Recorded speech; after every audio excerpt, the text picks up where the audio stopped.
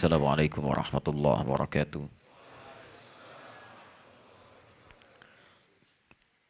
Alhamdulillahi rabbil alamin. Alhamdulillahilladzi wa'adana bil jannatihi an-na'im. Alhamdulillahilladzi madahal muttaqin. Faqala innal muttaqina fi jannatin wa 'uyun. Alhamdulillahilladzi wa'ada al-muttaqina bi jannatin na'im. Wassalatu wassalamu ala rasulillahi أحسن العبد الذي وعده ربنا قبل مماته بالجنة فقال إنا أعطيناك الكوثر اللهم صل وسلم وبارك على رسولك الكريم نبيك الأمين محمد وعلى آله وصحبه وأمته إلى يوم الدين أما بعد فيا عباد الله أوصي نفسي وإياكم بتقوى الله فقد فاز المتقون فلا تموتن إلا وأنتم مسلمون فقال تعالى يا أيها الذين آمنوا اتقوا الله حق تقاته ولا تموتن إلا وأنتم مسلمون. Saudara-saudariku dan pemirsa Akhir TV dimanapun Anda berada, Alhamdulillah kita kembali diberikan kesempatan untuk menjalani kehidupan di hari ini dan telah diawali dengan ibadah. Alhamdulillah kita telah tunaikan ibadah salat subuh berjamaah di hari ini. Kita bermohon pada Allah semoga salat yang telah ditunaikan beserta amalan sunnahnya diterima oleh Allah Subhanahu wa taala dengan penerimaan terbaik insyaallah. Allah. Imam kita tadi terdengar membacakan surah Al-Hijr, surah ke-15.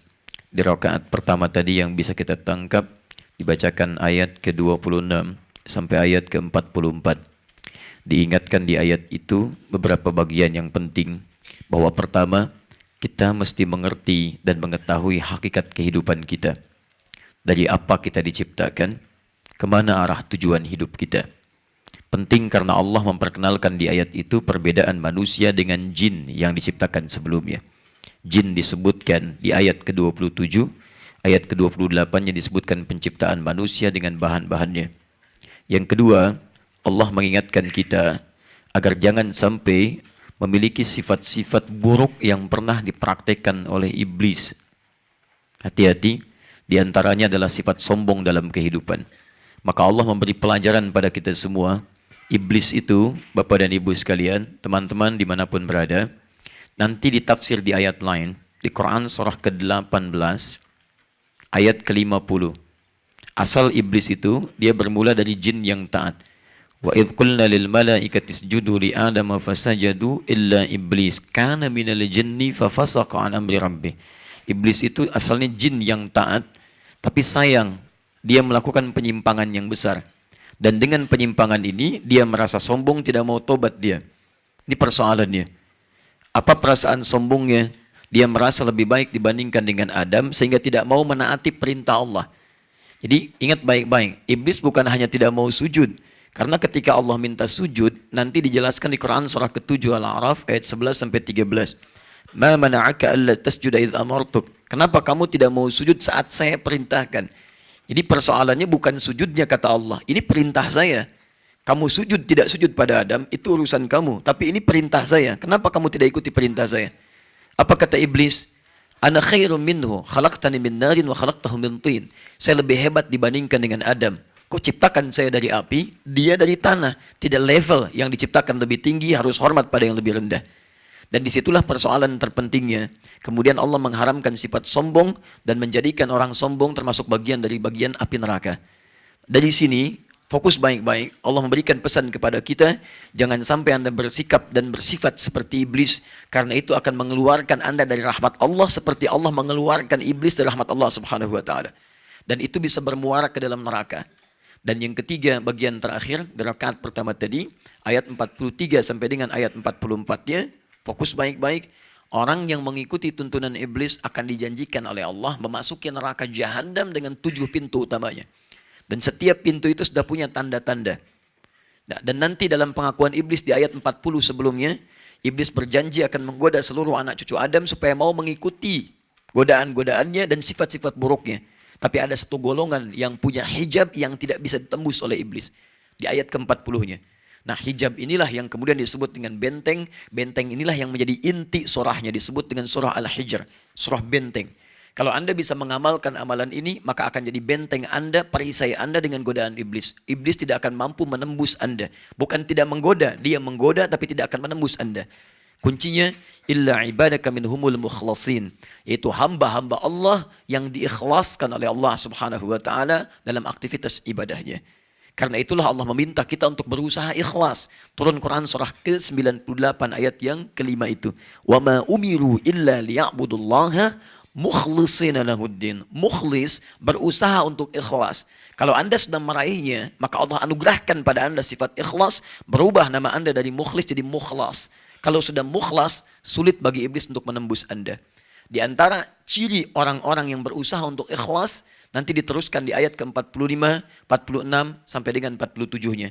Itulah yang akan mendapat hadiah dari Allah berupa surga terindah bagian dari orang takwa.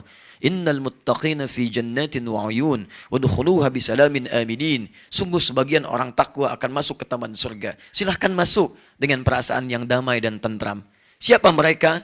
Di antaranya adalah orang yang berjuang dengan keikhlasan dalam ibadahnya, dan hebatnya orang ikhlas pertama kali adalah orang yang bisa menghilangkan sifat-sifat buruk dalam dirinya. Ayat 47-nya, wa naza'na ma fi sudurihim min ghillin, dan kami kemudian tanggalkan ahli surga ini, kami tanggalkan sifat-sifat buruk, dendam, cemburu, iri hati dalam jiwanya. Ikhwana, dan mereka bisa membangun persaudaraan di antara satu dengan yang lainnya. Dan hebatnya, karena sifat persaudaraan ini saat di dunia, dikumpulkanlah sesama saudara ini, saling menarik saat di surga, bertemu dan duduk berhadap-hadapan dengan keadaan yang sangat riang. Karena itulah nanti banyak ayat di Quran mengajak kita untuk menumbuhkan persaudaraan, menjauhi sifat-sifat perselisihan, saling iri hati. Hanya orang yang iri hati dan cemburu yang sulit memasuki pintu surga. Karena iblis pertama kali diusir dari surga karena sifat iri hati dan cemburunya. Karena itulah teman-teman, turun ayat untuk mempersaudarakan kita semua dengan turunnya Quran surah ketiga Ali Imran ayat 103 itu.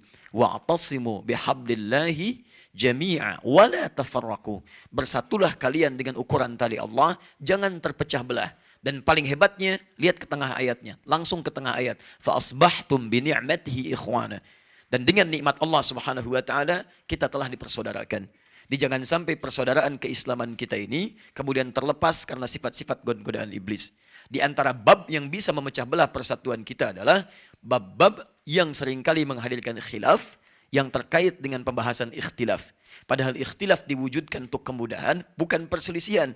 Tapi iblis datang membawa khilaf pada ikhtilaf untuk menanamkan kebencian di antara kita semua. Karena itulah kemudian penting bagi kita di subuh ini untuk mempelajari kembali bagian fikih ikhtilaf.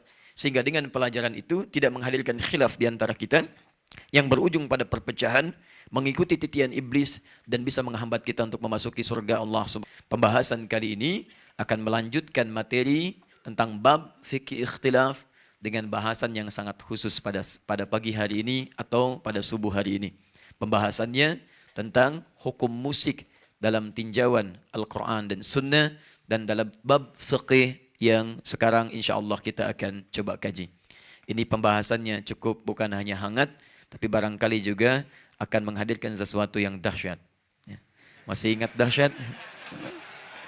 Alhamdulillah. Lebih dahsyat dari matinya listrik tadi ya. Kita coba lihat nanti. Baik, saya mencoba membahas bab ini karena kita sudah agak mulai pada pembahasan-pembahasan yang cukup hangat. Jadi saya lebih melengkapi bahasan-bahasan dengan referensi yang cukup lebih serius. Tadi dikatakan saya mencari beberapa hal, ya saya mencari hal-hal yang cukup bisa menguatkan pembahasan kita hari ini. Sampai kemudian saya keluarkan beberapa bagian yang sangat penting. Termasuk saya coba lihat artikel-artikel yang banyak semarak di media sosial.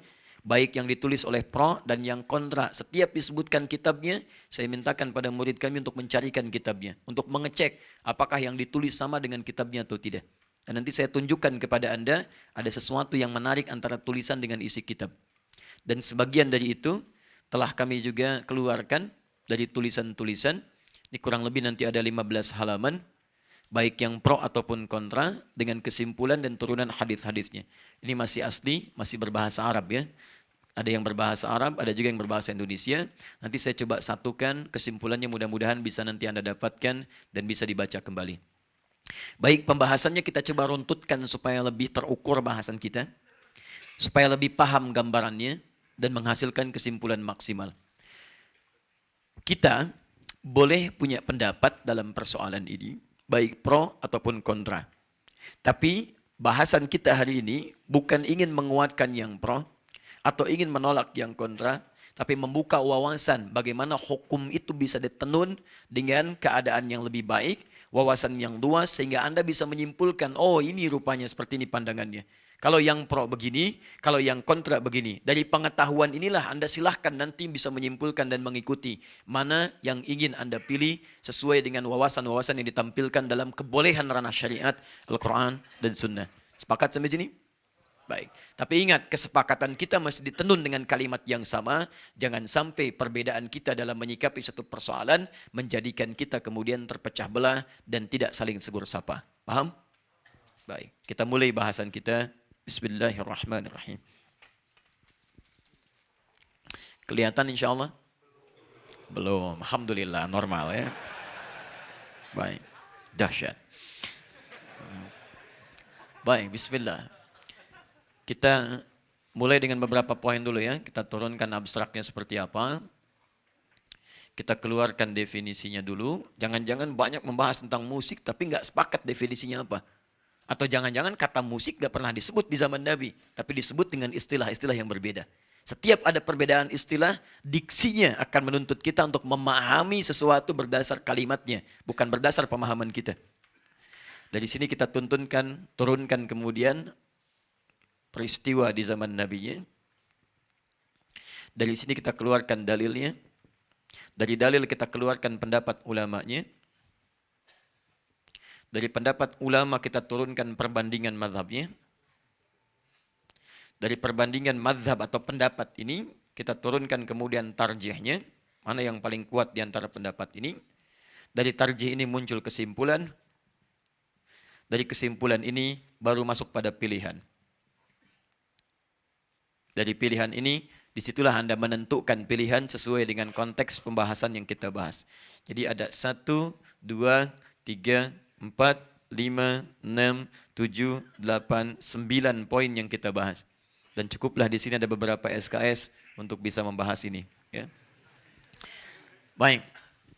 Fokus baik-baik. Nah ini pembahasannya masih 9 poin ini. Ya, Anda nggak bisa tiba-tiba melahirkan kesimpulan. Apa itu musik hukumnya? Haram. Nggak bisa. Halal. Tidak bisa. Mohon maaf. Kalau Anda sempat kuliah di beberapa kampus di Timur Tengah.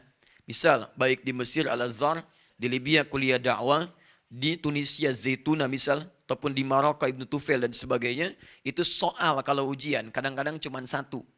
Tapi 1 itu jangan dikira mudah untuk menjawab. Apa hukumnya musik? Anda jawab haram, nilainya 0. Jawabannya mesti diurutkan dengan 9 poin ini. Apa persoalan musik itu? Apa definisinya? Bagaimana peristiwanya? Apa dalilnya? Apa pendapat ulama tentang dalil ini? Bagaimana perbandingannya? Bagaimana tarjihnya? Apa kesimpulannya? Setelah itu apa pilihan Anda di situ? Setelah itu baru dapat nilai. Bisa 10 halaman satu soal. Nah, sekarang kita turunkan dulu.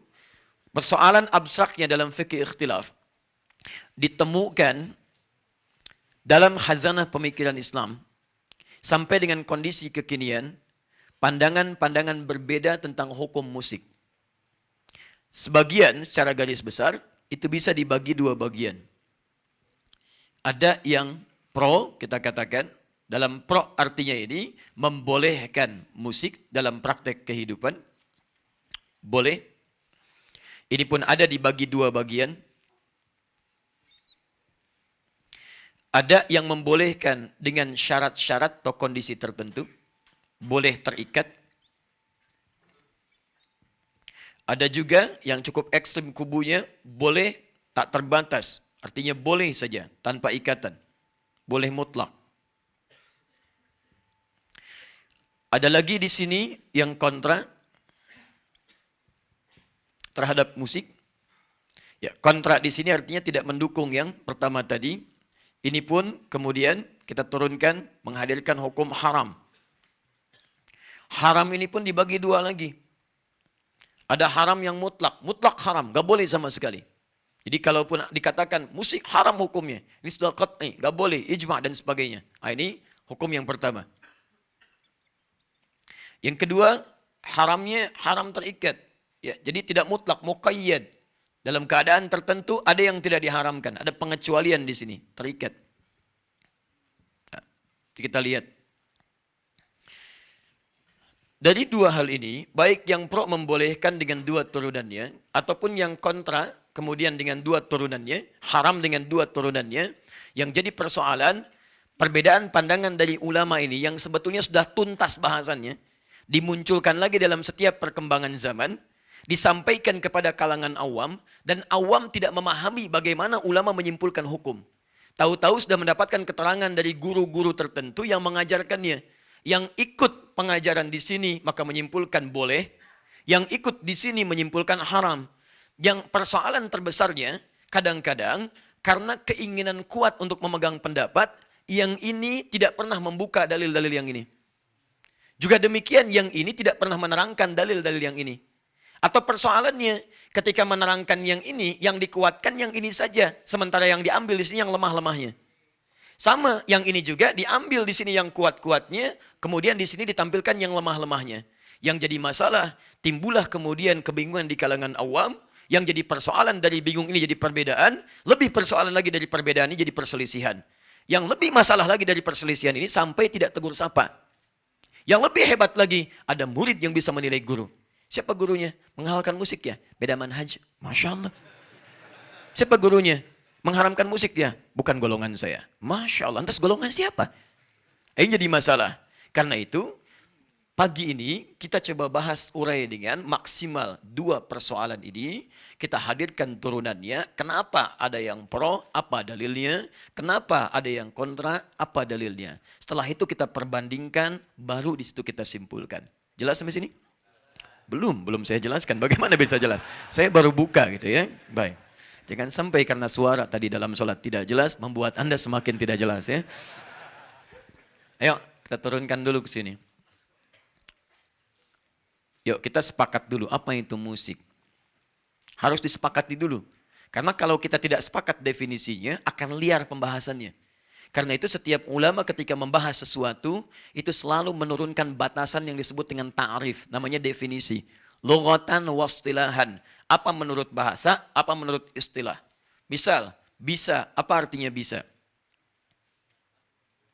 Halo? Mampu, dapat. Baik, secara bahasa itu banyak. Banyak. Bisa mampu, bisa berarti mampu, dapat. Bisa berarti racun yang melekat pada hewan tertentu. Baik. Nah sekarang kita harus batasi. Dalam batasan apa kita membahas tentang kata bisa ini? Turunkan. Ini secara bahasa. Kalau saya ingin bahas dalam dunia hewan, maka apa yang dimaksudkan? Racun. Umumnya ini. Umumnya ini. Tapi kalau saya bahas misalnya dalam dunia motivasi dan sebagainya, mustahil dipahami dengan racun. Anda harus bisa berbahasa Arab. Racun itu. Tidak. Pasti yang pertama yang ini. Karena itu nanti dalam bahasan-bahasan syariat pun itu ada turunan. Misalnya sunnah. Sunnah dalam pengertian apa? Sunnah dalam pengertian ilmu hadis, sunnah dalam pengertian fiqih, atau sunnah dalam pengertian usul fiqih. Tiga ini bisa beda. Jangan Anda pahami setiap sunnah itu maknanya akan sama. Tidak.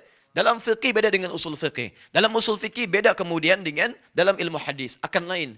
Nah sekarang persoalannya ketika Anda membahas tentang musik, apa definisi musik yang dimaksudkan dalam hadis-hadis Nabi SAW dan ayat-ayat Al-Quran. Jangan-jangan tidak seperti yang kita gambarkan sekarang.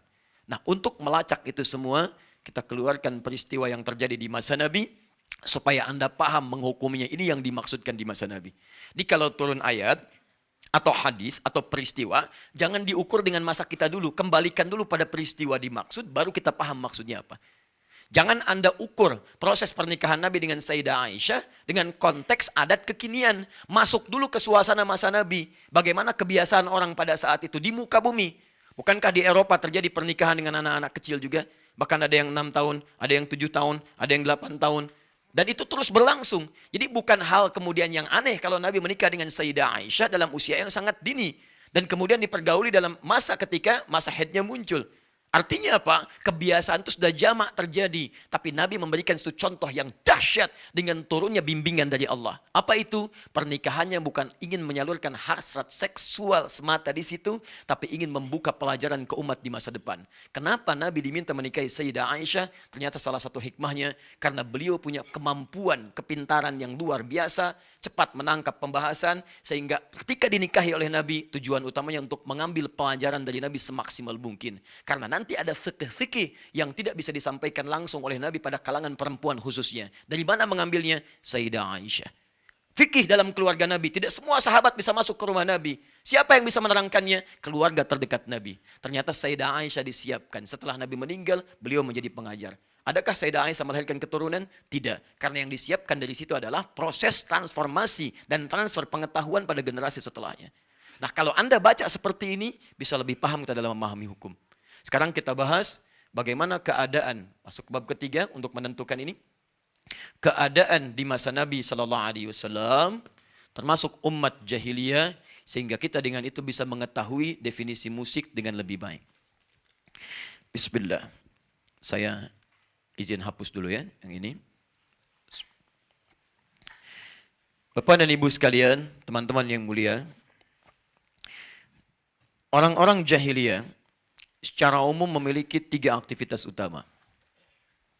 Satu, di antara mereka ada yang kesibukannya itu berdagang, tijarah.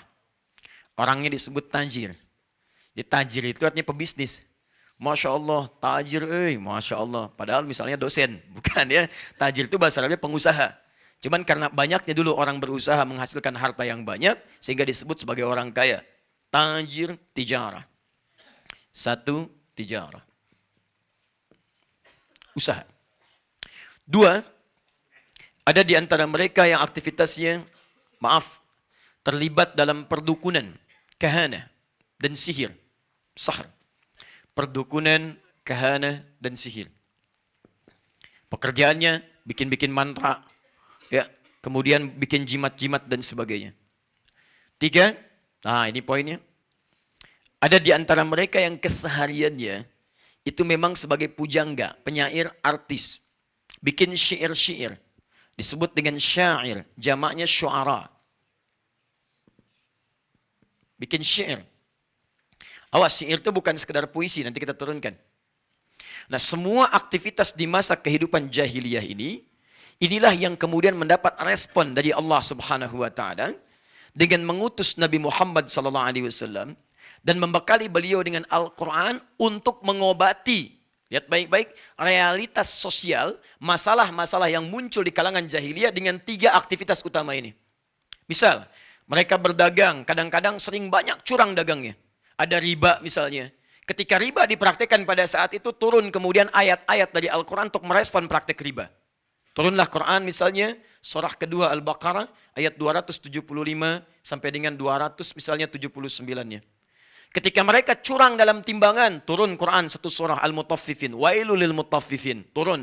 Di ayat-ayat Quran umumnya turun untuk merespon aktivitas-aktivitas yang menyimpang di masa kehidupan itu. Atau mengakui yang baik-baik yang bisa dipertahankan. Bisa teruskan teman-teman. Kahanah misalnya, perdukunan, praktek sihir. Ketika kemudian itu terjadi, turun ayat-ayat membantah tentang sihir. Dari mulai dikisahkan zamannya Nabi Musa, terus-terusan sebelumnya, ke zaman misalnya Nabi Sulaiman setelahnya. Maka turun Al-Baqarah Quran surah kedua ayat 102. Menerangkan tentang asal mula sihir, menerangkan tentang praktek sihir, melarang perdukunan dan sebagainya. Turun ayat-ayat Quran membantah tentang ini. Ayat 102. Maaf, demikian kebiasaan para penyair, pujangga, artis yang sering membuat syair-syair. Ini tidak tanggung, karena ini kebiasaan terbesar mereka. Dan di komunitas Arab, justru inilah yang menjadi kelebihan mereka. Ternyata bukan cuma dagangnya, bukan hanya sekedar yang kedua ini, tapi ternyata masyarakat jahiliyah pada saat itu dikenal di seantero wilayah sebagai ahli sastra yang luar biasa.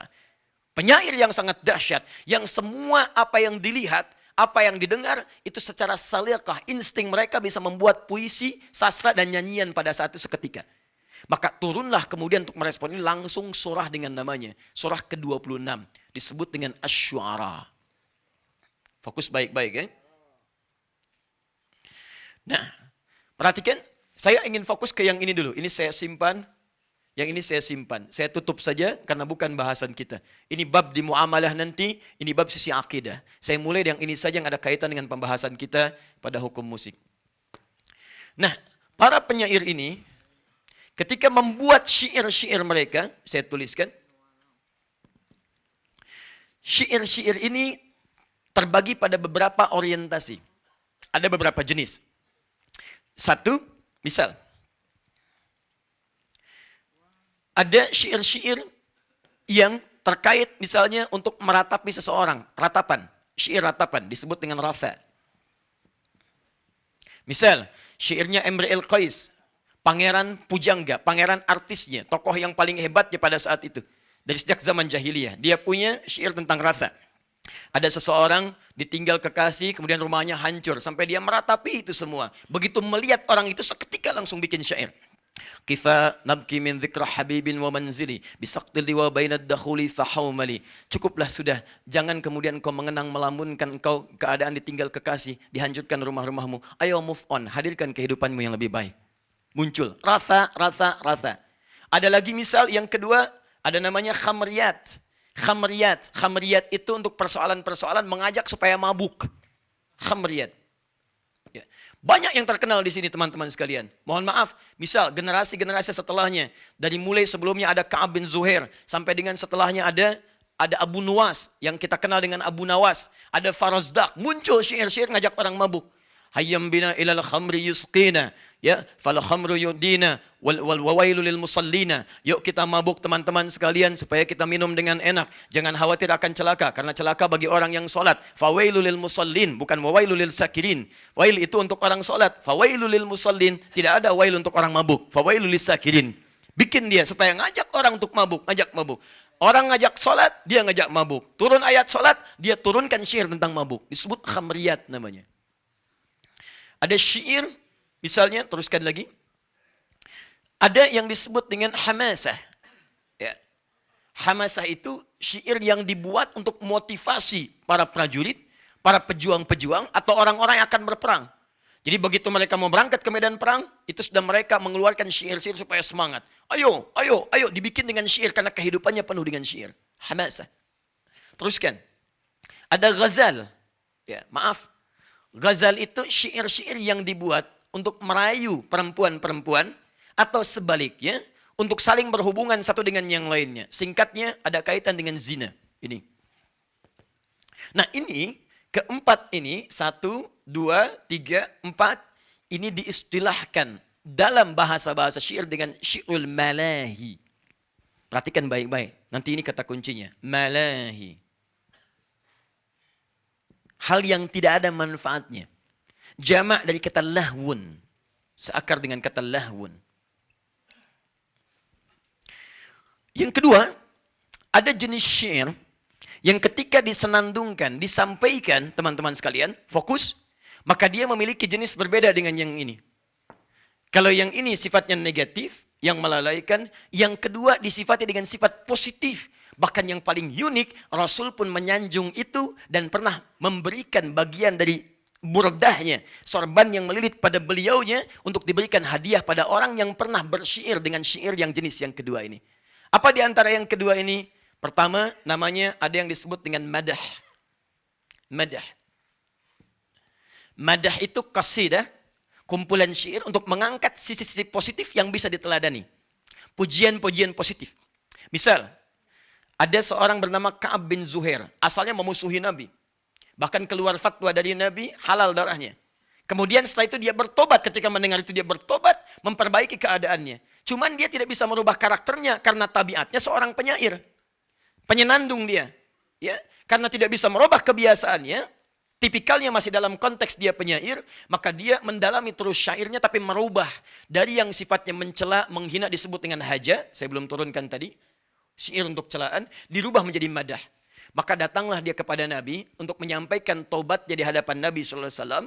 Bertobat kepada Allah, lalu dia membuat satu syair yang sangat terkenal. yaitu madhin Nabi sallallahu alaihi wasallam.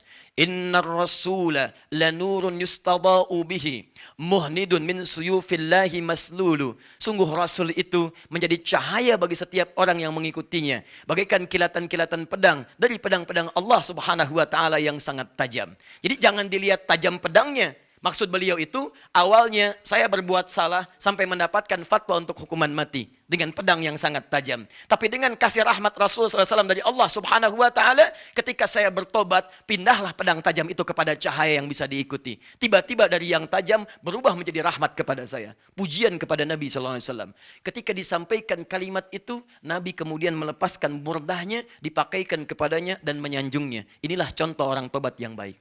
Dibayangkan orang berbuat syair di hadapan Nabi, dipuji oleh Nabi SAW, diberikan hadiah di hadapannya. Nah, kasidah ini misalnya muncul lagi. Misal, Hamasah, syairnya yang positif, yang baik. Pernah dengar kalimat ini? Tala'al badru alaina min thaniyatil wada'i wajaba syukru alaina bad'a lillahi da'i. Pernah dengar itu? Baik, itu pun sama, itu syair. Syairnya Hamasah tapi yang positif. Itu didendangkan, disampaikan pada saat Nabi perang dari pulang Tabuk. Disampaikan, dibacakanlah syair-syair yang dimaksudkan. Ada lagi yang memuji-memuji alam. Misal, mohon maaf, ketika Anda melihat misalnya suasana musim semi, pohon-pohon mulai bagus, tumbuh bunga-bunga, tiba-tiba muncul kemudian kalimat-kalimat yang indah. Atakar rabi'u. Masya Allah. Ataka rabi'u yakhtalu dhahika minal husni hatta kada an yatakallama. Hei, musim semi telah tiba. Bunga-bunga mulai muncul. Saking merekahnya kalau Anda lihat seperti orang-orang yang tertawa. Madah. Biasa. Positif nilainya. Nah, yang saya maksudkan, dari suasana ini ketika mereka membuat syair, Bapak dan Ibu sekalian, turunlah ayat Al-Quran untuk menyikapi dua jenis syair ini.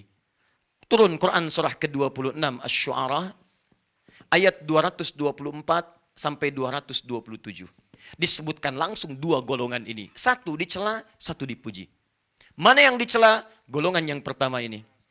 Turun Quran surah 26 ayat 224-nya. Wasyu'ara'u yattabi'uhumul ghawun. Dan para penyair itu, para pujangga itu, para penyandung, para penyanyi itu umumnya seringkali larut dalam kesesatan. Larut dalam kesesatan. Alam tara annahum fi kulli wadin yahimun. Tidaklah engkau perhatikan kalau mereka mau mencari inspirasi-inspirasi, kadang-kadang datang ke lembah-lembah pada saat itu. Yang dimaksud lembah kalau sekarang tempat yang sepi, sunyi, mojok-mojok, nyari lirik gitu kan. Ya lama nggak ada kerjaan, nggak silaturahim, nggak ngerjakan yang baik-baik, nggak mengerjakan yang manfaat, tidak ada aktivitas, hanya untuk mendapatkan lirik saja. Kadang-kadang lampu sudah nyala, dia sengaja matiin. Kalau kita kan mengharapkan nyala, mic nyala, itu yang kita harapkan. Dia enggak, mic dimatiin. Kenapa dimatikan? Mencari inspirasi. Lama. Sehingga kadang-kadang melalaikan hal yang bermanfaat. Bahkan sholat kadang tertinggal. Bahkan aktivitas kadang tertinggal. Itu dicela oleh Quran. Dan hebatnya ketika turun ayat-ayat positif, ayo sholat, dia turunkan ayat mabuk. Ayo kita ibadah, dia turunkan ayat untuk hal-hal yang tidak bermanfaat. Malahi namanya. Maka ini yang dicela oleh Al-Quran. Turun ayat, kemudian menjelaskan kebiasaan mereka dan mencela perbuatannya. Tapi lihat baik-baik. Begitu masuk ke ayat 226, ayat 227, akhir dari ayatnya, ini poinnya. Langsung ke ayat 227-nya. Illalladzina amanu. Tapi ada di antara para penyair itu, para pujangga penyenandung itu orang-orang yang beda dengan yang pertama. Dia gunakan syair-syairnya, dia gunakan lirik-liriknya, amanu untuk menguatkan imannya kepada Allah Subhanahu wa taala. Wa amilus shalihat, justru syairnya dia munculkan untuk melahirkan amal-amal saleh. Wa dzakarullaha katsira, dan mereka justru menjadikan syairnya untuk menjadikan orang ingat kepada Allah Subhanahu wa taala. Masya Allah, dipuji oleh Quran, wantasaru min ba'di ma zulimu, dan mereka mendapatkan kemenangan setelah banyak mendapatkan penyiksaan-penyiksaan dari yang lainnya. Teman-teman, ayat 227 ini justru menampilkan hal yang berbeda. Yang ini mencela, yang ini memuji dan mengangkatnya. Ini penolakan, ini pengakuan. Sekarang persoalannya, apa hubungan dengan musik? Nah, Anda mesti tahu bahwa syarat untuk membuat syair itu, disebut sebuah syair, syaratnya 4. Ini sudah saya tuliskan di sini. Ya, nanti saya berikan gambarannya. Jazakallah khair. Nah, dan saya paling tahu mana yang harus dihapus. Kadang-kadang ketika dihapus bukan bagian yang saya inginkan, ya. Dan membuat kita lelah untuk menulis kembali. Dan semoga Allah ampuni dosa-dosanya. Baik. Ya, cukup dulu Mas ya. Ini orangnya kamera. Baik, kembali ke sini. Fokus lihat baik-baik. Syarat syair itu ada 4. Fokus baik-baik ya. 1, syair syaratnya 4. 1, ada yang disebut dengan afkar namanya. Ada idenya, ada substansinya. Konteks apa yang mau disampaikan? Jangan dikira kalau syair itu hal-hal yang biasa saja. Ada ide pokok yang mau disampaikan. Kalau orang bahas tentang khamar, idenya apa? Ngajak orang mabuk. Gini kalimatnya. Intinya itu. Ada orang ingin motivasi pada keburukan, hamasa. Yang penting bisa, mohon maaf, ide ini bisa disampaikan dan orang bisa diajak dengan kalimat-kalimat ini. Afkar. 2, khayal. Khayal. Sisi imajinasi. Tidak akan kalimat-kalimat disebut dengan syair, disebut dengan lirik yang bagus kalau tidak punya daya imajinasi yang kuat. Karena itu mohon maaf, orang kalau bersyair itu tidak akan mungkin langsung pada kalimat biasa. Dia akan mulai dengan kalimat-kalimat gambaran dulu secara umum, lalu masuk pada konteksnya dengan bahasa yang sangat dalam. Kadang-kadang satir di dalamnya. Ini khayal namanya. 3, uslub. Gaya bahasa yang fasih. Ada seorang bernama Nabighah Az-Zibyani. Ya, dialah orang yang kemudian bisa meneliti mana para pujangga yang fasih, yang tidak fasih. Jadi setiap Anda akan membuat syair, setoran dulu pada beliau. Setoran. Kalau kata beliau fasih, ayo lakukan. Kalau kata beliau enggak fasih, perbaiki lagi. Persis setoran Al-Quran. Ada tahsinnya. Tahsin dalam syair. Dia begitu datang, ditahsin oleh Nabighah. Tahsin, tahsin, tahsin. Bagus, lakukan. Tidak, jauhkan. Tidak semua orang yang datang bersyair bisa disebut syairnya itu sempurna. Nah, yang keempat, musik. Musik. Bukan musrik, musik. Musik. Syarat syair disebut syair, dia memiliki musik. Apa musik yang dimaksudkan di sini? Musik yang dimaksudkan adalah irama-irama berbentuk wazan dan qafiyah. Keselarasan di ujungnya dan ada irama-irama yang terdengar di situ. Ini syarat daripada syair, salah satunya musik. Dia memiliki irama dan dia punya formula. Formulanya kelak dikenal dengan bahar. Ada 16 rumus formula, sesuatu disebut dengan syair. Misal, ada namanya tawil. Rumus tawil. Tawilun lahudunal bukhuri fadailu. Fa'ulun mafa'ilun fa'ulun mafa'ilu. Ada rajas. Mustaf'ilun mustaf'ilun mustaf'ilun. Mustaf'ilun mustaf'ilun mustaf'ilun. Ada madid. Mufa'alatun mufa'alatun fa'ilatun. Mufa'alatun fa'ilat mufa'alatun fa'ilatun. Jadi disebut dengan demikian, jika mengandung formula yang sama, kalau keluar dari formula ini, maka ditolak dia sebagai syair. Kalau tidak punya irama seperti irama ini, tidak diakui dia sebagai syair. Syarat yang keempat dari syair adalah musik. Fokus baik-baik. Sekarang sudah mulai sampai kita pada intinya. Nah ini. Fokus. Jadi ketika seseorang membuat syair, dia harus memenuhi 4 unsur ini. 1 di antara 4 hilang unsurnya, maka dia keluar dari definisi yang disebut dengan syair.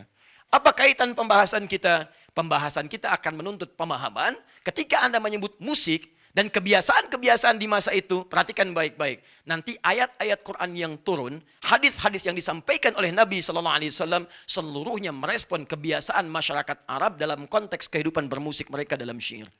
Contoh, buka Quran surah ke-31 Luqman, ayat yang ke-6. Perhatikan baik-baik.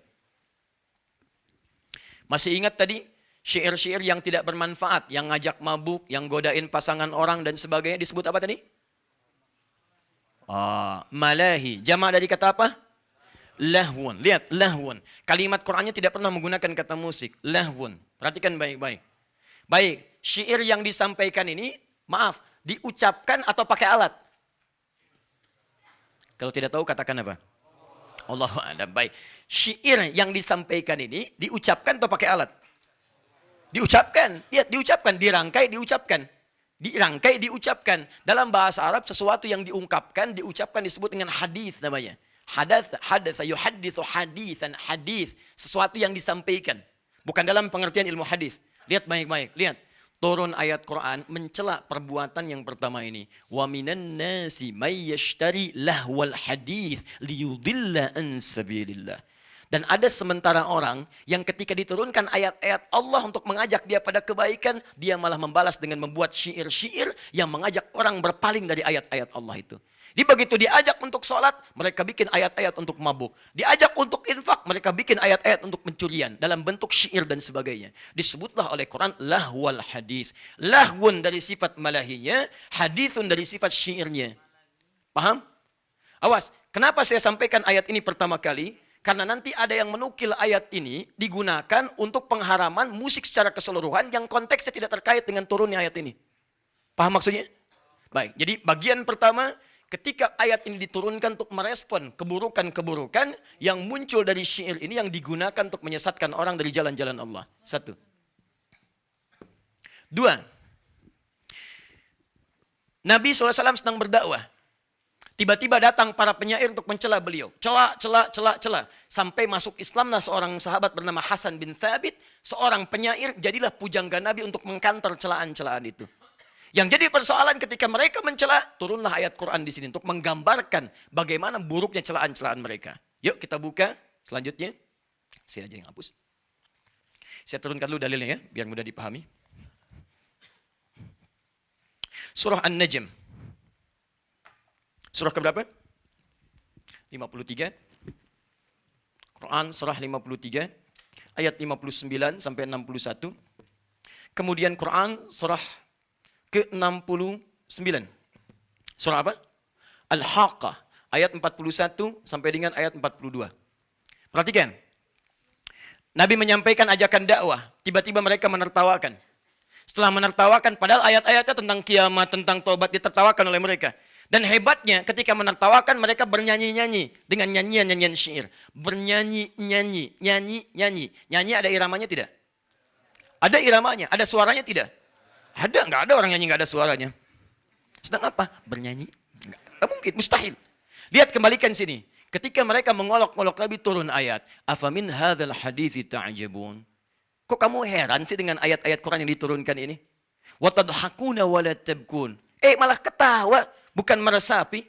Wa antum samidun. Malah membuat syair untuk bernyanyi-nyanyi. Yang mengolok-olok ayat-ayat ini. Di mereka membuat syair untuk mengolok-olok ayat-ayat Quran. Bernyanyi, bersenandung dengan syair itu. Disebut dengan samidun. Dalam bahasa Yaman tempo dulu. Samidun artinya yughannun. Kata ghina. Yughannun. Bergina. Bernyanyi. Samidun. Ada bahkan, maaf, di antara celaannya kepada Nabi, ada yang menuduh Nabi sebagai tukang sihir. Ada yang menuduh Nabi sebagai dukun. Karena Quran itu bukan ayat Allah. Tapi Quran cuma senandung jimat-jimat. Turunlah Quran misalnya surah 69 ayat 41 sampai dengan 42-nya. Membantah pernyataan itu. Wa ma huwa biqauli syair. Qalilan ma yu'minun. Wala biqauli kahin. Qalilan ma tadhakkarun. Hei, Muhammad bukan seorang penyihir. Muhammad bukan seorang dukun. Tapi ayat-ayat Quran turun untuk mengajak Anda berbuat baik dalam kehidupan. Kesimpulan cepatnya adalah, satu, musik yang dimaksudkan pada era Nabi SAW itu lekat erat dengan kebiasaan para penyair yang membuat syair. Jadi kalau disebutkan musik yang dimaksudkan ini. Gak ada yang lain. Paham? Dan ini dibagi dua. Ada yang dicela oleh Quran, ada yang tidak dicela oleh Quran. Ada yang kemudian dicela oleh Nabi, ada yang kemudian justru dipuji oleh Nabi SAW. Paham sampai sini? Baik. Sekarang saya ingin hapus beberapa bagian untuk menerangkan turunan dari sini. Disinilah inti persoalan kita. Tolong fokus ke sini. Bismillah. Saya simpulkan pelan-pelan. Fokus. Jika disebutkan musik dalam konteks keterangan hadis dan ayat Quran, maka yang dimaksud apa? Syair. Yang dimaksud syair. Dari syair inilah nanti turun misalnya lirik, ada senandung, bahkan ada nyanyian, ghina. Istilah ini, perhatikan baik-baik, istilah ini nanti memunculkan banyak-banyak istilah. Kalau negatif disebut dengan lahwun. Kemudian ada melahi, jamaknya. Senandung nyanyian disebut dengan ghina, ughniya. Ughniya. Ada yang positif nanti dari sini, yang menghasilkan hadis-hadis dan ayat-ayat Quran untuk mengangkat, membenarkan ya konteks yang dilakukan pada saat itu. Jadi ada yang positif, ada yang negatif. Baik, sampai sini dulu pelan-pelan. Fokus baik-baik, lihat baik-baik. Ketika membuat syair, ada unsur musiknya. Ada liriknya, senandung, ada nyanyiannya. Dibagi dua bagian. Ada yang bertentangan dengan nilai agama, ada yang justru menguatkan nilai agama. Yang menguatkan turun ayat dan hadis untuk memujinya, yang kemudian menjauhkan turun ayat-ayat dan hadis untuk mencelaknya. Paham sampai sini? Baik. Ini pakai alat atau tidak? Halo? Yang tidak pakai alat, angkat tangan. Yang pakai alat, angkat tangan. Yang wallahu a'lam, angkat tangan. Alhamdulillah. Sekarang perhatikan.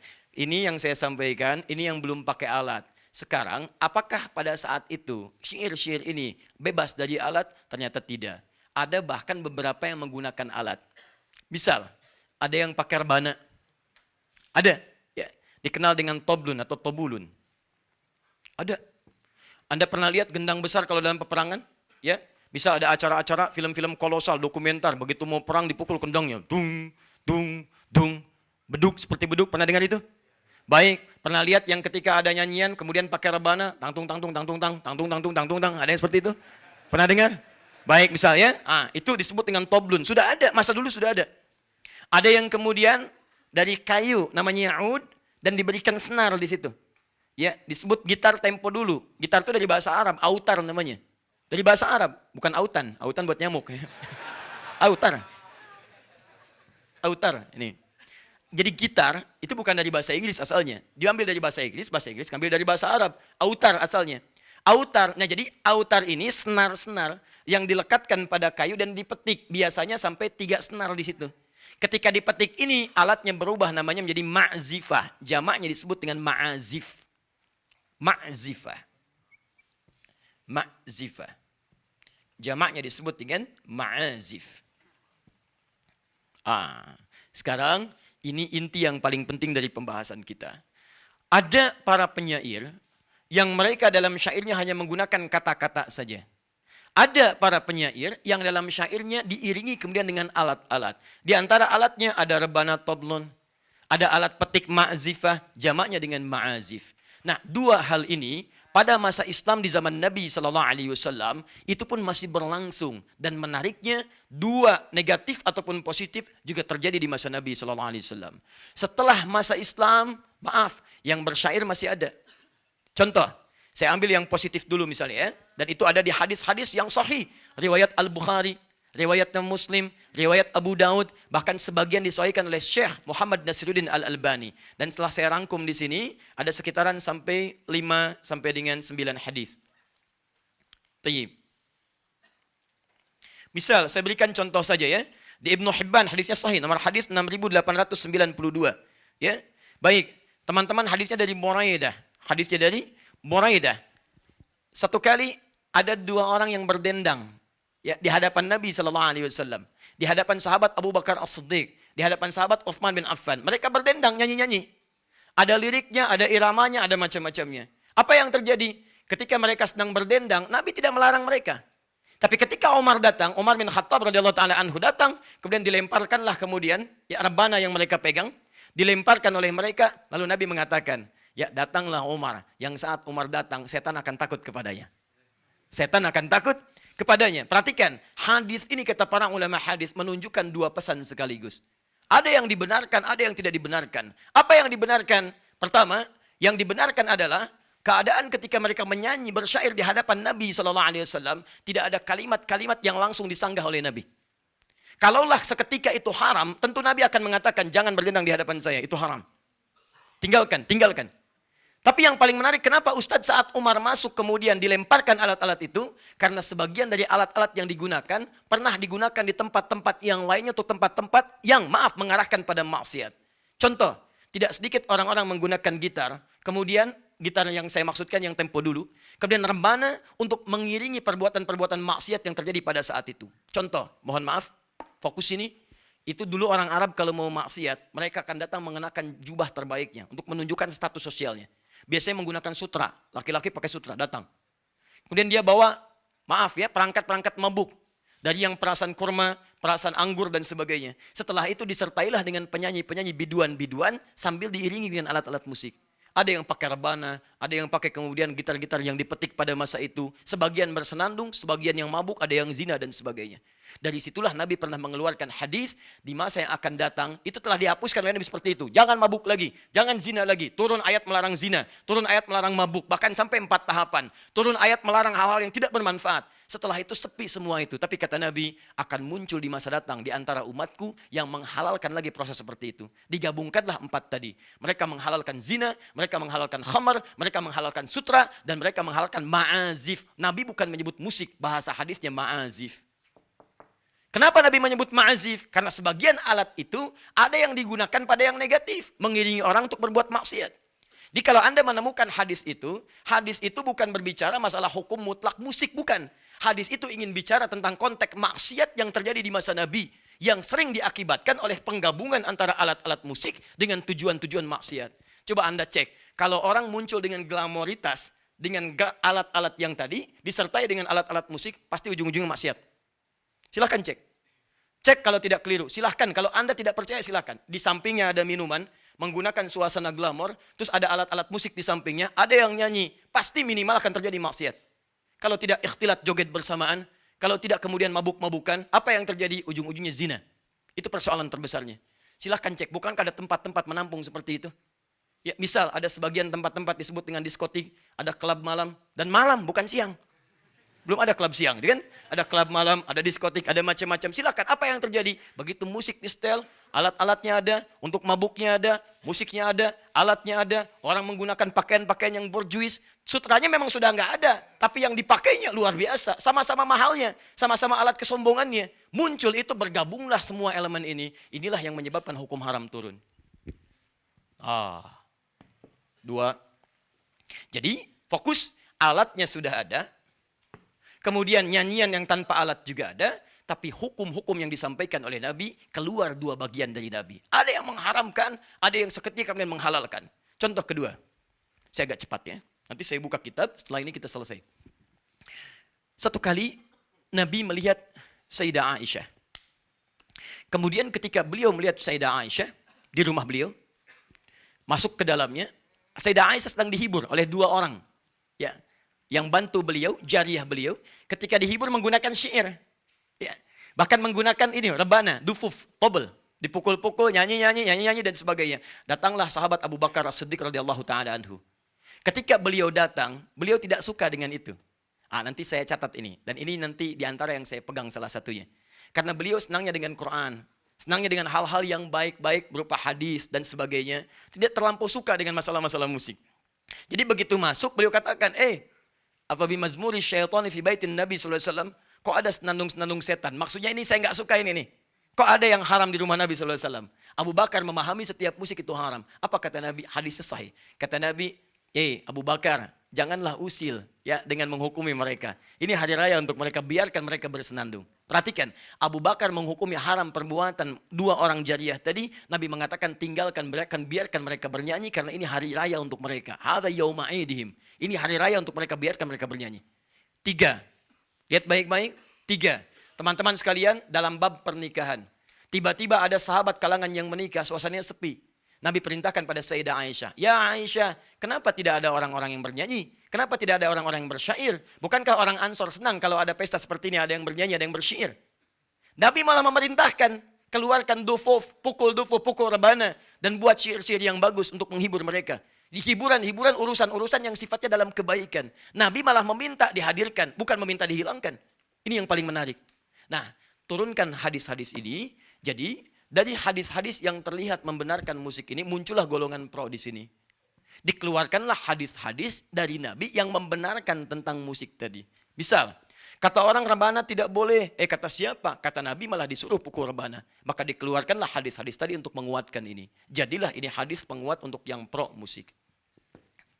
Baik, kata siapa dilarang? Toh dalam pernikahan yang tadinya dilarang, didiamkan, Nabi malah menyuruh untuk memainkan itu. Ini menunjukkan bahwa musik boleh. Hadis yang kedua. Kata siapa dilarang? Kan turun ayat. Quran surah ke-26, ayat ke-27. Justru di situ ayat 227. Justru di situ para syu'ara pemusik dipuji oleh Allah Subhanahu wa taala dan jadi bahan dia untuk masuk ke dalam surga. Masya Allah, muncul hadis ayat yang ketiga. Ayat Al-Quran. Ayat-ayat ini diambil oleh golongan pro dan mereka nilai inilah ayat-ayat dan hadis yang membolehkan tentang musik. Muncullah kesimpulan musik boleh menurut mereka. Paham sampai sini? Satu.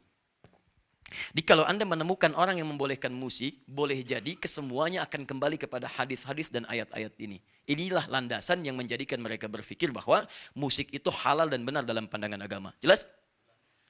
Hapus. Dua. Lepas dari ini, ada ayat-ayat yang mencela sekaligus hadis-hadis yang menghinakan musik dan para pemusik. Misal, tadi Asy-Syu'ara Quran surah ke-26 ayat 224-nya. Di situ para pemusik dicela. Seringkali menghadirkan kesesatan. Seringkali menghadirkan khayalan-khayalan. Tidak disukai oleh Quran. Kata mereka haram hukumnya. Dua, turun ayat Quran surah Luqman misalnya. Tadi yang saya bacakan. Turun Quran surah An-Najm. Tadi yang saya bacakan. Di situ semua mencela dan menyebut musik perbuatan yang tidak bermanfaat. Maka mereka menyimpulkan haram hukumnya. Tiga, adanya hadis-hadis Nabi SAW yang jelas menyandingkan musik dengan aspek keharaman seperti zina, khamar dan sebagainya. Kata mereka, karena musik disandingkan dengan zina, musik disandingkan dengan khamar yang asalnya haram, maka mutlak hukum musik pun haram seperti halnya zina dan khamar. Paham sampai sini? Keluarlah kemudian hukum dari mereka menghukumi musik sebagai hukumnya haram. Baik. Persoalannya, lihat baik-baik. Saya sebutkan dua kubu ekstrim dulu.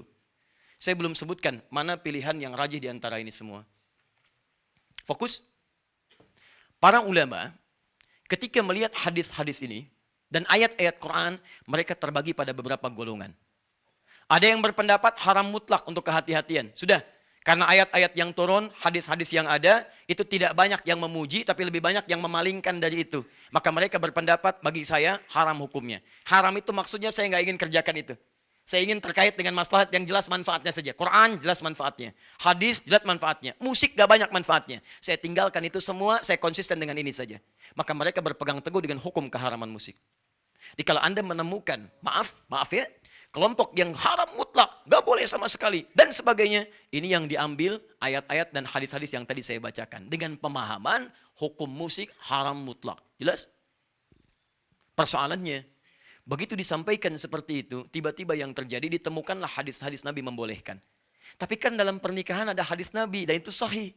Tapi kan Nabi pernah masuk kepada rumah Sayyidah Aisyah, ada yang bersenandung dan itu benar hadisnya.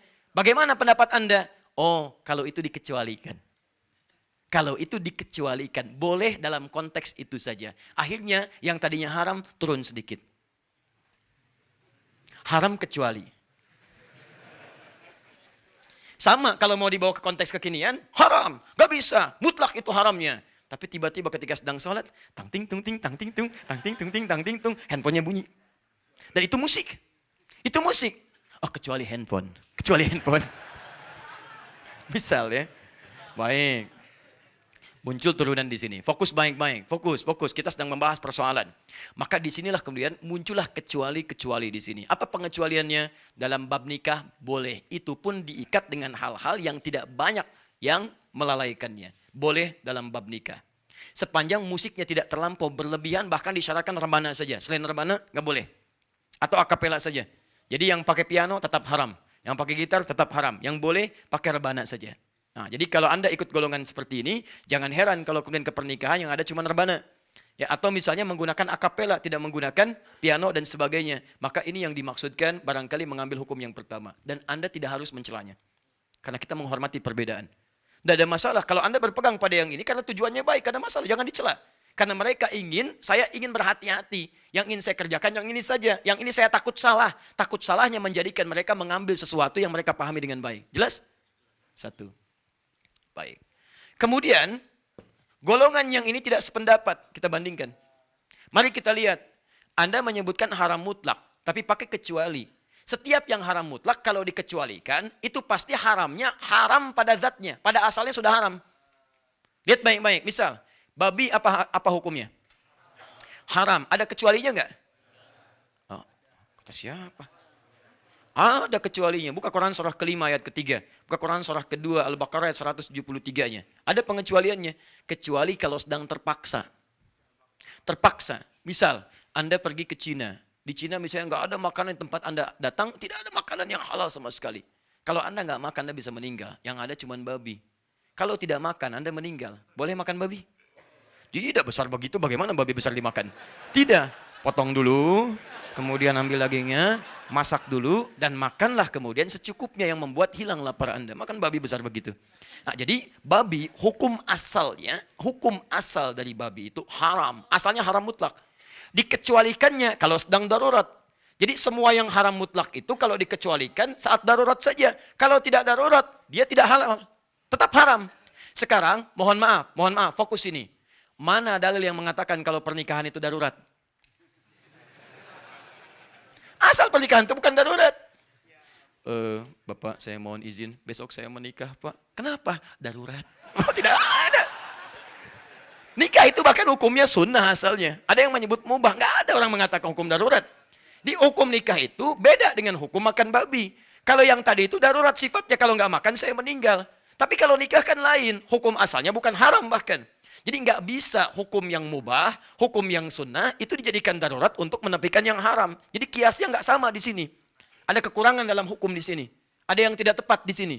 Jadi kalau Anda ingin mengecualikan seperti hukum yang tadi, mesti ada persamaan. Dalam kaidah usul fikih, itu dinamakan dengan kaidah ilat yang tidak sama, maka hukumnya tertolak. Tertolak, ingat baik-baik. Ya. Saya turunkan dulu. Ustaz, itu kan ijma ulama, 4 madhab mengharamkan musik. Pernah dengar kalimat itu? Baik, 4 madhab mengharamkan musik. Mari kita lihat. Saya pernah keluarkan beberapa artikel teman-teman. Dan saya simpulkan semua artikel yang berbahasa Indonesia rata-rata mengambil referensi dari artikel Arab yang saya telah turunkan di sini printout-nya. Ada di sini semua. Dan dalilnya sama semua. Jadi ngambilnya dalilnya sama, Qurannya, hadisnya macam-macam dari sini semuanya. Saya keluarkan, di antara yang dikutip adalah perkataan Imam Asy-Syafi'i. Disebut di situ di jilid yang keempat, halaman 92. Disebut kalimat Imam Asy-Syafi'i dan dengan kalimat kias yang luar biasa. Perhatikan baik-baik. Di situ disebutkan kalimat bahwa Imam Asy-Syafi'i tidak membenarkan wasiat dengan alat musik. Tidak membenarkan wasiat dengan alat musik. Bahkan kata beliau, kalau ada alat musik kemudian diwasiatkan, itu batal hukumnya. Ini menunjukkan kata beliau, Imam Asy-Syafi'i menghukumi haram bagi alat musik. Bahkan ada dari Imam Asy-Syafi'i keterangan, kalaulah kemudian, maaf, ada orang-orang yang mencuri alat musik, maka tidak dihukum qisas, nggak usah dipotong tangannya. Karena dia mencuri sesuatu yang diharamkan. Paham sampai sini? Pernah dengar kalimat itu? Nah, saya mencoba meneliti, sampai jam 2 saya cari, karena nggak disebutkan di bagian apa itu dimaksudkan. Dan itu yang menyalin juga beberapa kalangan, ada yang gelarnya cukup tinggi, ada yang sampai PhD dan sebagainya. Ada yang sebagian pernah juga mentahdir saya dan seterusnya, nggak ada masalah. Terus kita kumpulkan, kemudian kita keluarkan, saya sampai bilang kepada staf kami, tolong berikan, cari buku Al-Um. Karena di situ disebutkan Al-Um. 9 jilid kita buka, setiap jilidnya ditemukan jilid yang keempat. Kita cek dalam kitabnya, apa yang terjadi. Ternyata saya punya keyakinan kuat, yang bersangkutan belum tentu melihat isi kitabnya. Karena yang dimaksud di kitab itu bukan hal yang disampaikan oleh yang bersangkutan. Yang dimaksudkan pembahasan lain dalam konteks berbeda, tapi kalimatnya dipotong. Sehingga salahlah kesimpulan yang ada. Contoh, saya bukakan jilid yang keempat halaman 123. Mungkin beda cetakan. Di cetakan yang dimaksudkan dituliskan halaman 92. Saya cek halaman 92 ternyata tidak ada kalimatnya. Baik. Lihat baik-baik ya. Bab ma yajuzu minal wasiyah fi halin wa la yajuzu fi halin ukhra. Bab ma yajuzu minal wasiyah, ma yajuzu minal wasiyah fi halin wa la yajuzu fi ukhra. Bab tentang wasiat pada satu hal yang unik sifatnya. Keadaan tertentu boleh, keadaan tertentu tidak boleh. Jadi ada benda yang diwasiatkan untuk ahli waris. Benda ini unik sifatnya. Dia saat yang bersamaan bisa diwariskan, bisa tidak diwariskan. Apa di antara pembahasan yang dibahas ini? Banyak. Ada wasiat tentang pemberian anjing. Ada. Anjing apa hukumnya? Dalam mazhab Syafi'i itu haram mutlak. Dalam mazhab Syafi'i. Haram mutlak. Ya, najis aini. Najis aini. Jadi kalau disentuh pun Anda mesti cuci tangan. Ya, cuci tangannya 7 kali. Salah satunya menggunakan apa? Baik. Nah, yang paling menarik setelahnya pembahasan tentang warisan menggunakan alat-alat musik. Dicontohkan langsung di sini. Misalnya yudrobu bihi. Yang sering dipukul. Misal seperti rebana. Dan kemudian alat-alat musik yang dipetik. Ya, kalau sekarang gitar dan semacamnya. Teman-teman, apa kalimat Al-Imam Asy-Syafi'inya? Dipotong kemudian jadi kalimat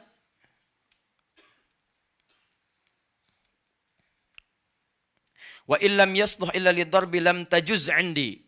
Dipotong sampai situ.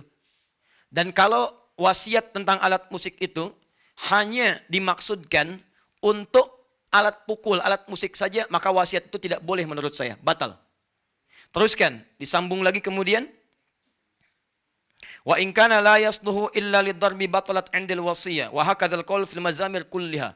Ini yang dikutip sampai sini saja.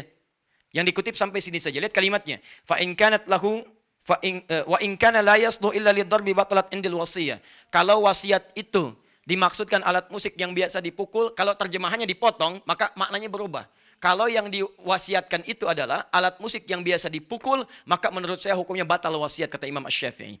Kata beliau ingin mengatakan dialihkan potongan ini dengan terjemahan menurut yang menerjemahkan, dipahami kata Imam Asy-Syafi'i, kalau warisannya berupa alat musik maka itu batal hukumnya. Ini menunjukkan alat musik itu hukumnya haram. Demikian kesimpulan yang menyampaikan hukum haram. Padahal di bab ini kalau dibaca keseluruhan, Imam Asy-Syafi'i membagi dua alat musik yang diwasiatkan. Alat musik pertama, sama alatnya, sama-sama rebana. Tapi yang pertama dipukul untuk yang bermanfaat. Seperti motivasi orang pada kebaikan, konteks dulu untuk berperang. Perang jihad. Di ketika mau jihad didorong, bikin syair, Hasan bin Sabit dipukul rebana, dang, ding, dung, gendang dipukul dan sebagainya. Kata Imam Asy-Syafi'i, kalau itu yang diwariskan maka halal hukumnya. Alatnya sama. Boleh.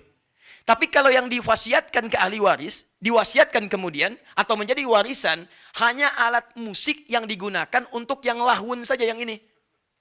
Untuk nyanyi-nyanyian yang tidak bermanfaat, untuk mabuk-mabukan, untuk diarahkan pada yang maksiat, itu yang dimaksudkan kata beliau, batalat 'indil wasiyah, batal wasiatnya. Di kalimat itu dari Imam Asy-Syafi'i bukan ingin menghukumi musik haram mutlak, bukan. Imam Asy-Syafi'i ingin mengatakan alat musik yang dimaksudkan jika dipakai untuk hal-hal kepentingan maksiat. Sedangkan yang tidak maksiat boleh dilakukan untuk persoalan ahli waris atau untuk wasiat diberikan pada generasi setelahnya. Jadi maksud saya, ada orang-orang yang mengutip pendapat para ulama tapi tidak merujuk kitabnya dalam bab apa itu disampaikan. Ternyata ketika para ulama, Imam Syafi'i itu tidak terlampau menyenangi musik. Tapi yang paling hebat, beliau itu ahli syair. Dan punya diwan, namanya Diwan Imam Asy-Syafi'i. Punya kumpulan-kumpulan syair. Tapi karena konsennya kepada fikih, konsen pada Al-Quran, terlampau banyak menjauhi yang seperti ini. Tapi hukumnya ada.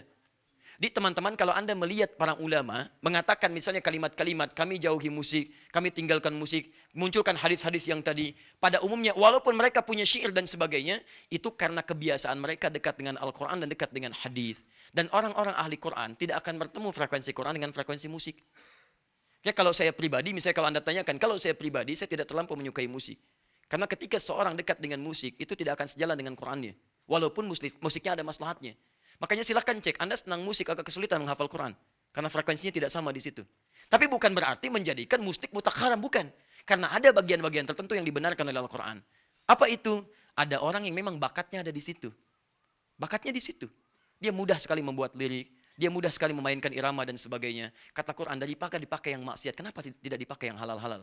Seperti Hasan bin Sabit menggunakannya. Seperti Ka'ab bin Zuhair. Dan diberi hadiah oleh Nabi SAW. Makanya muncul semacam Maher Zain. Muncul semacam Yusuf Islam dan sebagainya, muncul semacam dan sebagainya, ya, kalimat-kalimat lirik-lirik yang mengarahkan kepada nilai-nilai kebaikan, tapi tidak disatukan dengan yang maksiat. Liriknya memang bagus, ayo sholat, ayo sholat, ayo sholat, ayo sholat, yang di bawah joget, ikhtilat dan sebagainya. Nah, itu barangkali mencampurkan dua hal yang tidak bertemu satu dengan yang lainnya. Diberi judul nada dan dakwah, nada satu, dakwah satu, tapi antara nada dengan dakwah tidak nyambung. Kalimatnya benar nada, dakwah kalau dengan nada itu ada nilai-nilai kebaikan yang tidak menghadirkan unsur maksiat. Jelas ya? Judi, aku kalah, bohong, sungguh, misalkan. Misal saja ya. Misal. Itu kan sudah salah, liriknya salah, orangnya juga salah. Nah, apa kesimpulannya? Kesimpulannya adalah, turunkan dulu. Jadi kalau kita bandingkan, saya kan belum berbicara tentang pilihan Anda. Itu silahkan Anda pilih yang bagaimana, nggak ada masalah. Saya mau bicara kesimpulannya, kalau kita bandingkan para pendapat ulama akan ditemukan tadi perbandingan-perbandingan berdasar turunan ayat dan hadis tadi. Maka pendapat ulama ada yang mengharamkan mutlak dengan alasan tadi, untuk kehati-hatian saja. Yang kedua ada pendapat haram dengan syarat, haram kecuali, karena ada pengecualian-pengecualian di sini. Yang ketiga kemudian ada yang membolehkan mutlak karena diambil hadis kebolehannya saja. Yang keempat ada kebolehan dengan syarat kalau musik yang dimaksudkan mendukung kepada nilai-nilai kebaikan yang dibenarkan oleh agama. Di luar itu maka semuanya masuk pada kategori yang tidak dibenarkan. Nah, dari empat ini bagaimana kita menyimpulkan tarjihnya? Yang paling gampang, para ulama membuat hukum umum. Ditariklah garis dari kiri ke kanan. Garis ini kesimpulan terakhirnya. Tengah-tengahnya disebut mubah. Fokus. Tarik ke kiri jadi makruh. Tarik ke kiri lagi jadi haram. Ini tarik ke kanan, jadi sunnah. Ini hukum asal ya. Jangan kaitkan dengan musik dulu, hukum asal. Tarik sunnah ke sini jadi wajib. Fokus. Perhatikan baik-baik. Hukum ini cuma 5. Mubah, tarik kiri makruh, tarik kiri lagi jadi haram. Tarik kanan sunnah, tarik kiri, kanan lagi jadi wajib. Kita letakkan musik pada porsinya. Perhatikan baik-baik. Jika musik itu tidak ada hubungan sama sekali dengan maksiat, dan tidak mengajak juga misalnya secara langsung pada ketaatan yang standar-standar saja, maka dihukumi mubah di sini. Bisa lagu-lagu kebangsaan yang sifatnya tidak ada lirik maksiat dan sebagainya. Di Saudi ada lagu kebangsaannya, Indonesia ada lagu kebangsaannya. Dan dengan nilai-nilai itu disampaikan nilai-nilai kebangsaan suatu bangsa misalnya. Maka itu masuk pada kategori yang ini saja, mubah. Karena itu hampir tidak ditemukan ulama di setiap tempat walaupun mengharamkan, tapi anehnya agak susah memberikan fatwa haram pada lagu kebangsaannya. Misal cek di Saudi Arabia, pernahkah Anda mendengar ulama Saudi berfatwa haram hukumnya lagu kebangsaan? Kalau disampaikan selesai urusan kehidupannya. Baik. Kan tidak mendengar. Ya, sama di Indonesia juga begitu. Yang mengatakan haram, nggak ada yang berani. Ayo posting, haram lagu Indonesia Raya. Kalau tidak berurusan dengan tersangka dan sebagainya. Kartu merah dia tuh. Ya. Kenapa? Agak aneh memang. Saya pakai jas semalam, Anda ribut. Saya sampaikan ini Anda ribut. Ini Masya Allah luar biasa. Kita menyesuaikan penampilan lah ya. Kalau lihat gorong-gorong ya pakai kaos gitu kan. Kalau ke pengajian ya pakai pakaian yang sesuai. Sesuai. Sesuai. Jangan lihat God pakai batik, ke pengajian pakai kaos, nggak nyambung kan? Misal, nggak ada yang hubungan yang lain. Hubungan ke sini. Kita bicara musik. Sekarang lihat sini. Kalau dari musik itu kemudian, maaf, dia tidak langsung terkait dengan maksiat. Tapi di situ ada yang membuat diri kita itu masih ingat sholat, masih Quran dan sebagainya, tapi malas beraktivitas dalam urusan-urusan keduniaan. Larut dalam itu, maka minimal dia jatuh hukum makruh di situ. Makruh. Lupa karena menyimak lagu dan sebagainya, dibuat hayalan-hayalan, itu kan? Tapi sholat masih ingat, kerjakan sholatnya, baca Quran juga iya. Cuman sayang kadang-kadang misalnya dalam pekerjaan yang lebih maslahat kadang-kadang tidak dikerjakan karena larut mendengar yang seperti itu. Makruh hukumnya. Ini, kalau sudah masuk pada aspek yang dilarang. Dengan musik bukan lalai lagi, sholat nggak dikerjakan. Kamu ingat sholat ya? Iya mah, saya ingat, tapi nggak dikerjakan. Memang ingat, cuman nggak dikerjakan. Ada yang sama sekali nggak ingat sholat. Ada yang langsung bermaksiat di situ. Alat-alatnya sudah ada drumnya, ada gitarnya, ada macam-macamnya. Sampingnya apa? Minumannya juga ada. Bukan minuman biasa. Begitu minum bermasalah. Ada tabletnya juga bukan tablet biasa. Begitu dimakan, ada persoalan di situ. Dan seterusnya. Mabuknya ada. Mohon maaf, sakaunya ada di situ. Zinanya juga ada di situ. Yang kalau berdendang, maaf ya, pelakunya saja sudah masuk dengan cara maksiat. Maka pesertanya pun pasti akan bermaksiat. Silakan Anda lihat konser-konser musik yang diawali para penyanyinya dengan proses yang salah, dengan bermaksiat di situ, maka akan menghasilkan para peserta pun yang larut dalam maksiat. Datangnya yang dibawa apa? Yang dibawa itu halal yang maksiat. Minuman yang tidak jelas, arah yang tidak jelas, joget-joget tidak jelas, ikhtilat tidak jelas, maka jelas itu hukumnya haram. Haram hukumnya. Ya. Judulnya memang bagus, ketika ditepuk yang diarahkan salah.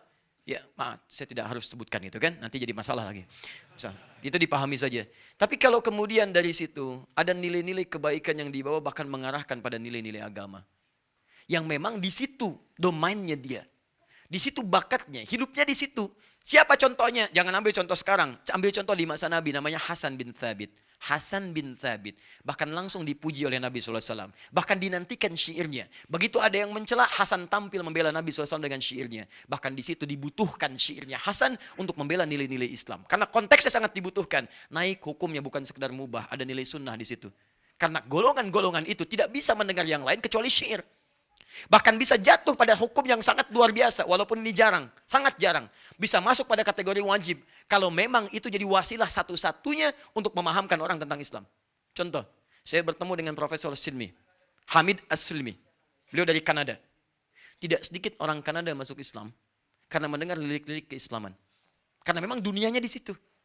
Kadang sering dengar Justin Bieber, macam-macam dan sebagainya. Misal ya, satu kali dia mendengar lirik-lirik Islam. Begitu mendengar dia penasaran. Karena dia ahli musik, dia dengar, masuk Islam karena mendengar lirik-lirik Islami. Memang poinnya cuma itu. Dipakai yang lain nggak bisa. Diajak dengan kalimat nggak bisa, didakwahi nggak bisa, dengan toleransi juga nggak bisa, dengan kalimat-kalimat baik nggak bisa, ditraktir nggak bisa. Begitu dengar lirik, masuk Islam. Pertanyaan saya, apa hukum yang seperti itu? Apakah Anda katakan haram? Kalau status masuk Islamnya dengan cara yang haram, bagaimana? Oh, ini Islam haram. Islam haram bagaimana? Gak bisa. Gak bisa. Ya.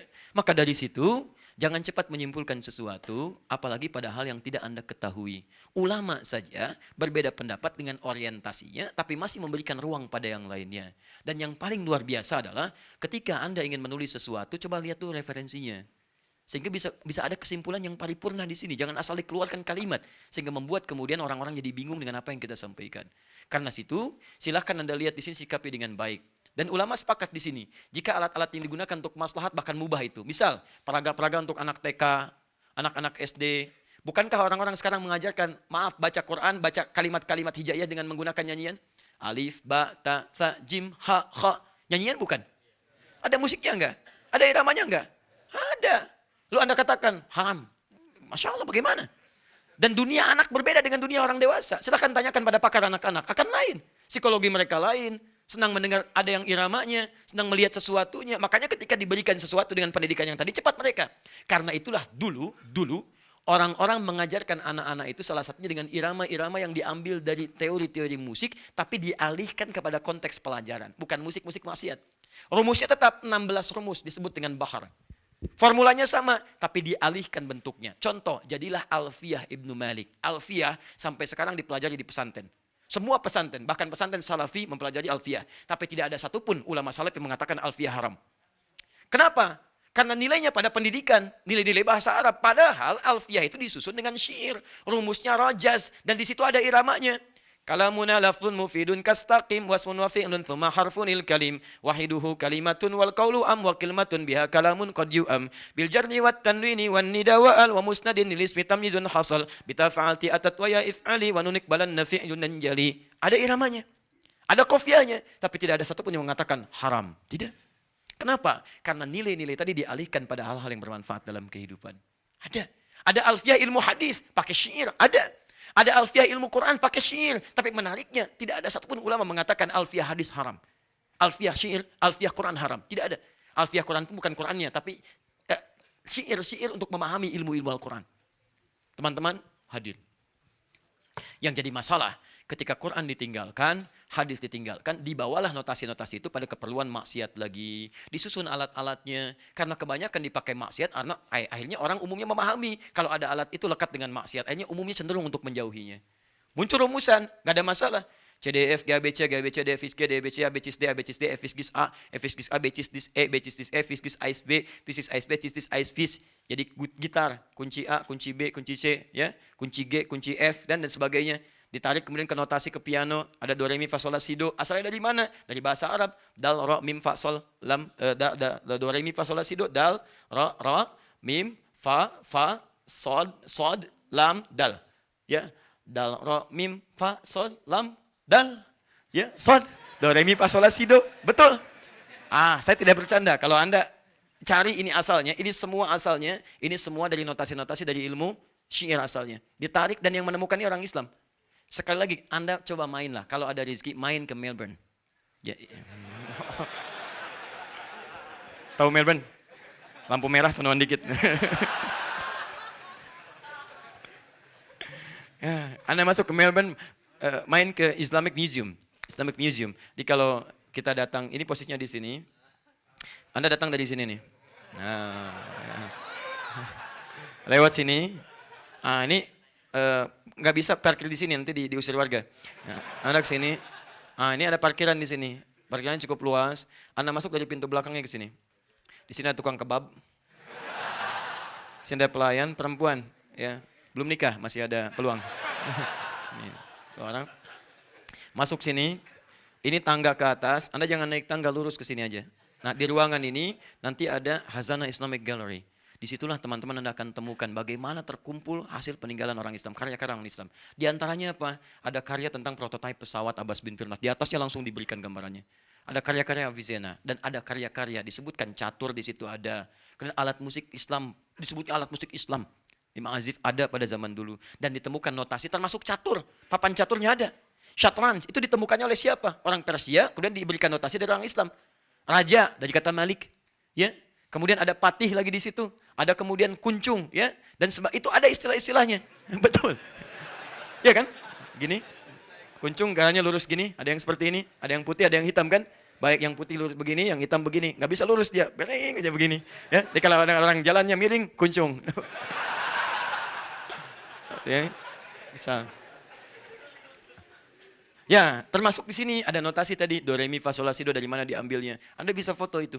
Bisa foto, bisa lihat-lihat dan seterusnya. Anda bisa diambil. Nanti Anda masuk lagi, lurus lagi. Di sini ada kaca. Di kaca itu ada wallpapernya, wallpaper dari Syajaratun Nabi. Ya, jadi generasi keturunan Nabi dari Nabi Adam terus sampai ke bawah, sampai ke Nabi Muhammad SAW. Ada semua silsilahnya di situ.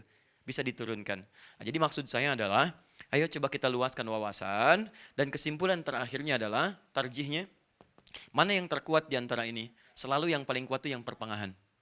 Karena kita diminta oleh Allah untuk mengambil bagian pertengahan. Kita umat pertengahan. Quran surah kedua ayat 143. Wa kadzalika ja'alnakum ummatan wasata, yang tengah-tengah. Jadi kalau kita melihat proporsional saja, jangan-jangan antum haramkan mutlak tapi antum butuh sesuatu untuk bermanfaat dalam diri antum. Jangan-jangan halalkan mutlak tapi ada maksiat yang berbahaya di situ. Karena itu, jika memang dengan musik itu Anda bisa mendapatkan manfaat yang dibutuhkan untuk mendukung agama, Anda boleh ambil bagian dari porsi itu. Tapi kalau nggak ada manfaatnya, saran saya tinggalkan. Karena nggak ada manfaat dalam kehidupan Anda. Ya, kalau saya pribadi, saya tidak terlampau menyukai hal seperti ini. Saya belajar itu untuk menjelaskan hukum, bukan ingin ikut kemudian terlibat dalam hal-hal yang dimaksudkan. Tidak. Saya jurusan saya di bahasa Arab. Ya, spesialisasi saya tentang Al-Quran. Karena saking cintanya dengan Quran, saya belajar bahasa Quran. Bukan untuk bisa bahasa Arab, tapi mendalami bahasa Quran. Maka kami pelajari itu. Dan di jurusan bahasa Arab pasti akan belajar dengan ini semua. Makanya kami punya argumentasi untuk menyampaikan. Karena saya pelajari. Ya, 5 tahun di Tripoli saya pelajari tentang ini, tentang syair, tentang rumus, tentang macam-macam. Sampai apa unsur syair dan seterusnya. Sampai ditemukanlah kalimat ini. Anda kalau nggak belajar tentang ini, Anda nggak akan paham kenapa kalimat Quran turunnya dengan lahwal hadith. Kenapa di sini ada malahi, kenapa ada ma'azif, kenapa tidak disebutkan kalimat musik. Karena yang dimaksud musik pada saat itu, apa yang tadi kami terangkan.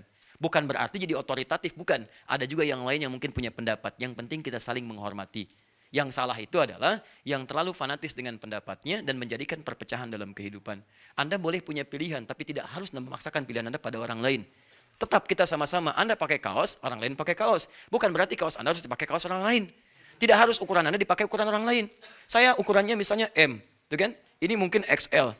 Apakah mungkin saya paksakan kaos saya dipakai kaos oleh Mas Dwi misalnya? Nggak bisa. Nggak bisa. Yang penting sama-sama pakai kaos. Yang salah yang nggak pakai baju. Itu poinnya. Jelas ya? Baik, jadi mulai hari ini, tapi saya selalu memberi catatan. Kalau Anda mau jadi ahli Quran, sudah selesai. Nggak ada hubungan dengan musik. Karena frekuensi musik nggak akan sama dengan frekuensi Quran. Ya, kecuali dalam hal yang tadi saja, yang membantu untuk nilai-nilai ya pengaktifan Quran seperti huruf saja, atau ada maqamat. Maqamat itu digunakan. Kalau dulu disebut dengan nagmah, ada bayati.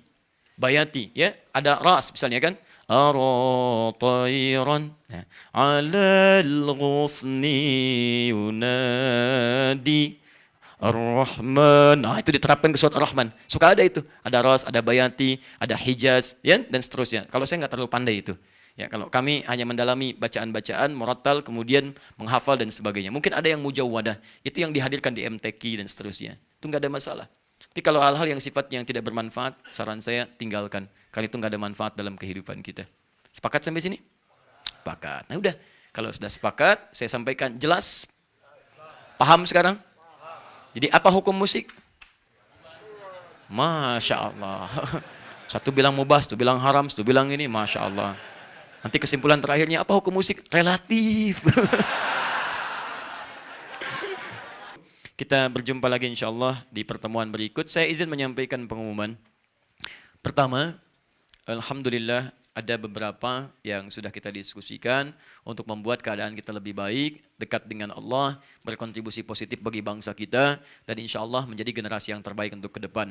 Salah satunya adalah kita ingin mengembalikan pemahaman pada Quran dengan cara yang baik dan semangat untuk menghafalkannya. Ada buku yang sudah kami bagikan di 3 tempat di Bandung ini.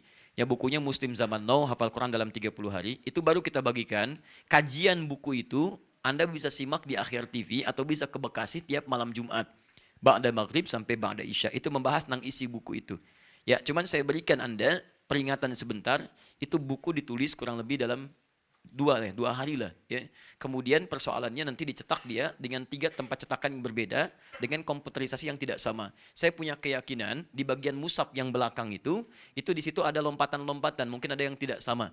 Misalnya suratnya An-Naba atasnya mursalat, ya kan? Atau ada yang lompat. Nah itu ada pola komputer yang berbeda di situ. Itu nggak ada masalah. Nanti kita akan cetak ulang, ya, dan kita sesuaikan itu. Jika ada masukan-masukan, kasih kabar kami untuk disempurnakan kemudian.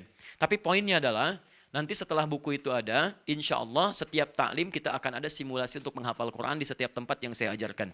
Di antara datang dengan pulang ada perbedaannya. 2, untuk di Bandung, pusat-pusat untuk terbitan nanti buku-buku untuk panduan, kami sudah hadirkan di Antapani nanti. Nanti ada Kuantum Akhyar penerbit di situ, KAPI. Anda bisa terhubung ke sana. Kalau Anda ingin konfirmasi masalah buku dan macam-macam, ya, sebagainya terkait dengan ajaran-ajaran Quran Sunnah Solution. 3, Anda yang berminat silahkan bisa mendaftar di Kuantum Akhyar, itu akan ada kelas-kelas Quran. Kelas Quran itu kelas kehidupan di situ terkait dengan profesi Anda seperti tadi malam saya sampaikan. Misal Anda pengusaha, masuk ke kelas pengusaha, nanti ada kelas pengusaha mengeluarkan ayat Quran dan hadis sesuai dengan profesinya. Ada kelas pengajar, dosen, guru dan sebagainya. Bagaimana ayat Quran berbicara tentang pendidikan dan seterusnya. Masuk, isi formulirnya, kembalikan karena dibuka hanya sampai akhir bulan ini. Maretnya akan dibuka kelasnya, baru setelah itu akan dibuka kelas turunannya. Dan yang ketiga, insya Allah kami sedang jajaki kerjasama dan sudah direspon positif. Ya, ada yang dari ITB, dari Telio juga, dan termasuk dari UPI tadi malam. Kita akan membuka kelas spesifik untuk mahasiswa-mahasiswa dengan jurusan-jurusan memperkuat nilai keagamaannya. Misal nanti Anda kuliah di jurusan fisika, apa ayat-ayat fisika yang bisa menguatkan apa pelajaran-pelajaran Anda. Kita akan bikin kelas khusus untuk itu. Kita kerjasama dengan teman-teman dosen dan beberapa ilmuwan untuk membantu terkait dengan pemahaman itu. Anda nanti kalau sudah ada kita launching, silahkan bergabung dan di situ pun insya Allah mudah-mudahan ada manfaat untuk kita semuanya. Saya kira itu, jika ada benar itu dari Allah dan Rasulnya, jika ada yang salah itu dari saya mohon dimaafkan. Fikih ikhtilaf adalah pembahasan untuk mewarnai kehidupan, mendapatkan kemudahan, bukan jalan untuk berdebat dan berselisih. Semoga bermanfaat. Subhanakallahumma wa bihamdika asyhadu an la ilaha illa anta astaghfiruka wa atubu ilaik. Wa akhiru da'wana alhamdulillahirabbil alamin. Wal 'afwu minkum. Assalamualaikum warahmatullahi wabarakatuh.